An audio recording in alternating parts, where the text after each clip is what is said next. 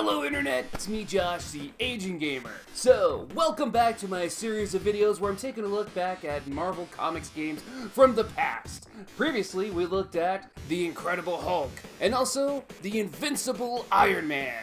The hands of fate have chosen the next series for me to look at, and it happens to be one of my favorite in the whole Marvel universe. It's the X-Men. And as I mentioned many times on this channel, I'm a big X-Men fan, so how delightful that I get to take another look at a game from the franchise. Now, which one? Now, let's see. I've already taken a look at X-Men for the Sega Genesis, X-Men 2 Clone Wars for the Sega Genesis, X-Men Mutant Apocalypse for Super Nintendo, Wolverine for the NES, Spider-Man and the X-Men in Arcade's Revenge, hell, I even reviewed the X-Men Tiger Electronic game. Well, is it time I take a look at Uncanny X-Men for the NES?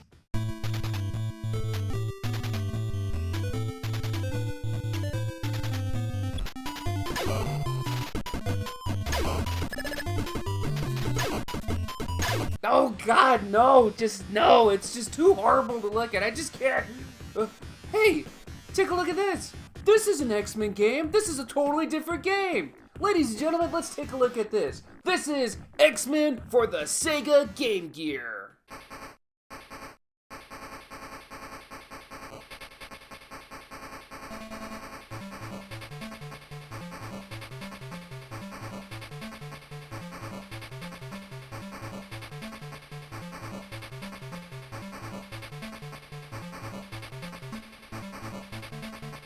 X-Men for the Game Gear was released in 1994 in the height of 90s X-Men popularity.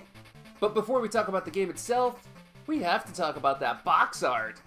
I hate to judge other people's art, but what the hell is this? I suppose the majority of the X-Men team isn't that bad, but the big, ugly Wolverine in the front ruins the whole thing. I mean, where's his lips? And why does it look like his mask has cellulite? And you know, the artist, Dave DeVries, he also did the artwork for Spider-Man and the X-Men in Arcade's Revenge. And look at his Wolverine there too! Why does he look so terrifying? In a bad way? Dude, just stop drawing Wolverine! But hey, I mean, I can't draw him any better, so And you know, it's kind of a shame that all these X-Men games were released around that short window of time where Jim Lee, famous X-Men artist, just happened to leave Marvel. He could have made some really badass covers for these games. Anyway, let's go ahead and talk about the story to this game. Well, come on, we already know the story, right? We know the story to every X-Men game, don't we? Let's go ahead and say it all together. Let's stop Magneto! So we turn on the game and you instantly get that classic 90s Sega shout. Oh man, how could a half-second soundbite be so nostalgic?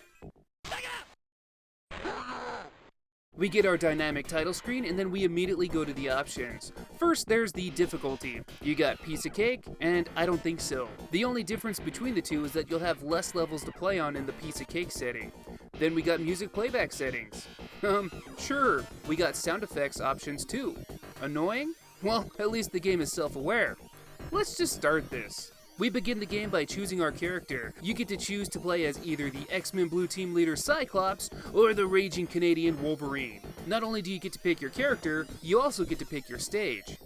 I guess that's a plot point I did kind of skip over. So Magneto had fellow X-Men members captured. You have to go to different locations or different levels to unlock different characters. It's actually a pretty cool concept. So again, if you're playing on that piece of cake mode, you're only going to get so many levels and you're not going to be able to unlock certain X-Men. So you kind of have to play it on the I don't think so mode. Anyway, let's go ahead and pick the sewer level as Wolverine. We get a picture of Wolverine popping a squat, and we start. So here we are. This is of course a 2D platformer. We can punch, jump, and even double jump. Press start to turn on your powers. In Wolverine's case, it pops out his claws. Wolverine is also the only mutant who will heal himself without the use of items. All in all, if you played the first X-Men game for the Sega Genesis, the gameplay concept is very similar to that. The biggest difference in the Game Gear version though, is that you're able to crouch and walk. Oh boy. So in the sewers, there's these red jackoffs that throw, I don't know, since we're in the sewers, maybe poop at you. Just walk up and start punching them. As you move forward, you'll start seeing whatever the hell this is supposed to be, and this jabroni with a spear. We'll occasionally come across red X's, which will restore some of your mutant power. The hearts will restore your health, and the blue X's, well, collect them for a bonus at the end of the game, but we'll talk about that later. So this level, as well as most of the others, aren't as straightforward as they appear. They are mostly mazes, and you're basically just looking for wherever the boss is located. This sewer, or technically the Morlock tunnels, isn't too tough. Make it towards the end and we'll come across Calypso. Haha, look how helpless she is. She can't even jump. Slash away at her until she's defeated.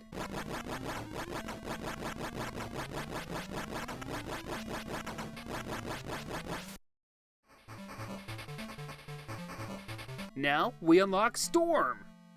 Storm is playable in a side-scrolling platforming X-Men game? Hell yeah! And however I may feel about this game, I already know it's going to be a lot better than the disservice they gave her in Spider-Man and the X-Men and Arcade's Revenge. But before I get to her, I feel I should play a level as Cyclops since I haven't shown him yet. Let's go to Madripoor, where the game spoils the boss of this level right away. So, we're Cyclops. His optic blast is pretty useful and it doesn't seem to take too much energy to use. And look at Cyclops' crouching walk. He looks like a little train. Choo-choo.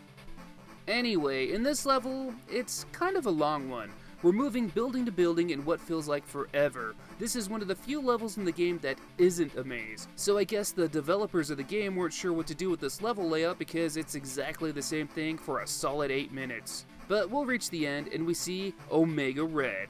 He stops and wiggles his tentacles at you, but just stop and blast and you shouldn't have a problem at all.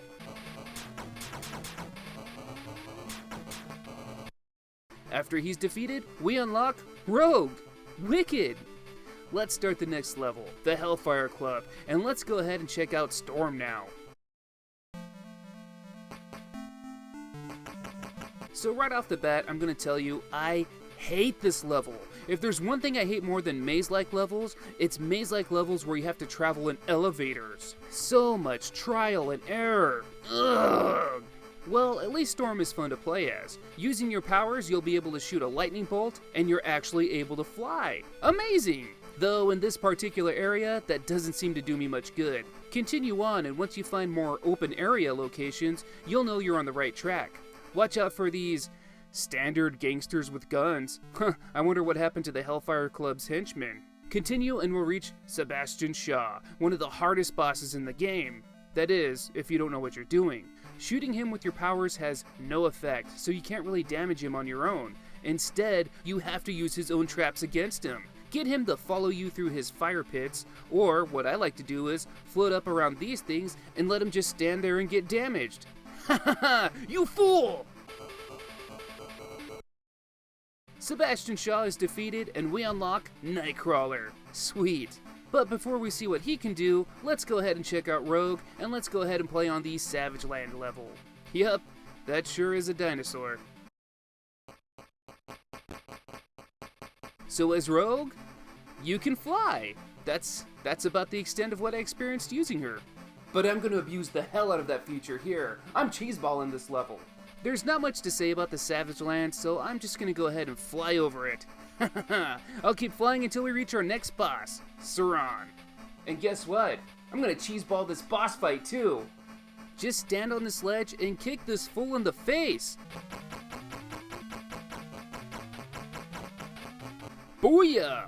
Sauron is defeated and we unlock Iceman. Neat. We got one more level here to pick, and we're going to go ahead and choose Nightcrawler. Guess which X-Men gets saved here? So, we're Nightcrawler, and he has the ability to teleport across the screen. He can also climb walls, but this actually uses your mutant powers to use. What a waste! Anyway, this is another maze level that's filled with the Brood aliens. Make your way through and we'll have a boss fight with the Brood Queen. She's actually pretty damn strong. Nightcrawler was a bad choice here, and I end up getting killed. Well, goodbye Nightcrawler. If you lose a life at any level, you will not be able to play as that X-Men for the rest of the game. That sucks. I'll pick trusty old Cyclops and I'll just blast this bitch away. we unlock the lovely Psylocke, and we can now enter the final stage, Magneto's base, Avalon. For this stage, I'll be playing as Iceman, but for the sake of showing off all the characters, here's Psylocke.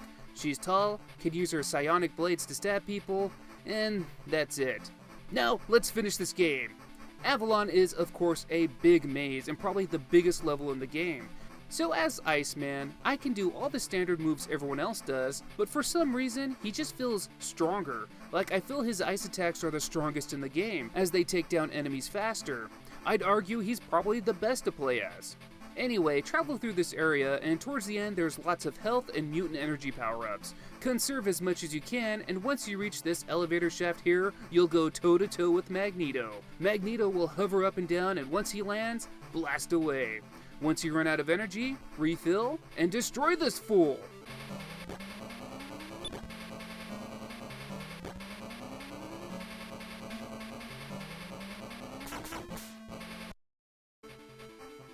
Good work, X-Men! We then get some stills of the X-Men. I thought these pictures looked familiar, and sure enough, it's from the 1992 Marvel Masterpieces set. Cool! So I believe the more blue X tokens you collect, the more portraits will show up at the end. If you collect all the blue X tokens, you'll also get a special code. What does this code do? I have no idea. There's not even a password system in the game. I looked to see if there was some kind of contest online or anything like that, but I can't find much info on this game. So as far as I'm aware, it's just a useless code. But anyway, that's X-Men for the Game Gear. So what do I think about it? Well, I got 3 different rankings for this game, and I hope this makes sense to everyone. The first ranking, just ranking it as a game I would recommend to a casual player, and that would be, I don't recommend it. If you're not an X-Men fan, there's not really going to be anything appealing to you in this game. Now my second ranking, a ranking to the actual X-Men fans out there, the game is, it's alright. I think it's worth playing alone just to see all the different characters that you can unlock, because a lot of those characters weren't in a lot of console-based X-Men games. And my third ranking, a ranking to Game Gear fans out there. If you're looking for a good Game Gear game, this is it. This is one of the best games you can get on the system. It's a must-have. So all in all, I rank this game, no you shouldn't, sure why not, and absolutely. Does that make any sense to anyone? The most appealing part of X-Men games to me are playing as the X-Men themselves. There's so many damn X-Men in the comics that there's no way you'll ever end up getting them all in one game. So seeing which characters do make it in is a pretty exciting thing. Of course, we'll always get Wolverine and Cyclops, but the likes of Storm, Rogue, and Iceman is kinda rare, so it's pretty cool to see them in. Outside of the character appeal though, the gameplay is just so-so. It seems to take a lot of inspiration from the first Genesis title, even down to a lot of the sprite work. If you were curious what it would have been like to play as different X-Men in that specific X-Men console game, well, this is what I imagine it would be like. I'm not a fan of X-Men games that limit how much X-Men get to use their powers, but if the developers are going for a spiritual sequel to the console game, what do you expect? It really is one of the best Game Gear games though, but it's just that, a Game Gear game. Don't expect a whole lot. I'm not even mad that one of my favorite X-Men, Gambit, wasn't included. So this game must have been pretty popular because it spawned 2 sequels. And since I don't really plan on making individual videos for the sequels, let's go ahead and talk about them right now. First up, the 1995 sequel, X-Men Game Master's Legacy. The setup is pretty much the same as the first Game Gear game. You get to pick a level, and once you beat it, you unlock more X-Men to play as. The difference in this game is that it actually has better graphics. It also got a few new X-Men. In this game, you'll be able to play as Cyclops, Wolverine, Storm, Bishop, Rogue, Gambit, Jean Grey, and a secret hidden character, Cable. The levels here feel the same as the previous game, but the bosses seem a lot harder. Speaking of, some new bosses like Apocalypse, Strife, and Mr. Sinister appear. As for the third X-Men game on the Game Gear, it's 1996's X-Men Mojo World. Amazingly, this game also got released for the Master System in Brazil for some reason. Oh god, what happened to Rogue? So this game runs on the same engine as Game Master's Legacy. The biggest difference in this game is that this game actually has levels, like a level 1, level 2, level 3, etc., rather than picking whatever level you like. The playable X-Men in this game are Wolverine, Cyclops, Rogue, Havoc, Gambit, and Shard? Shard? None of these games have Beast, Colossus, Archangel, or even Jubilee, but Shard? Wow, what a random character to have. Overall, to me, this game feels like the weakest of the trilogy. I'd say the first game is the best, but it's understandable if others preferred Game Master's Legacy. With all that said, these are all the X-Men games you can play on the Sega Game Gear. Well, I got one more Marvel Comics video game I'm going to be taking a look at. Like I previously mentioned, we already took a look at The Incredible Hulk and The Invincible Iron Man, and now we've taken a look at X-Men. So, we got our cards, we're going to shuffle these up one more time, and we're going to see who we're going to get, and we're going to get...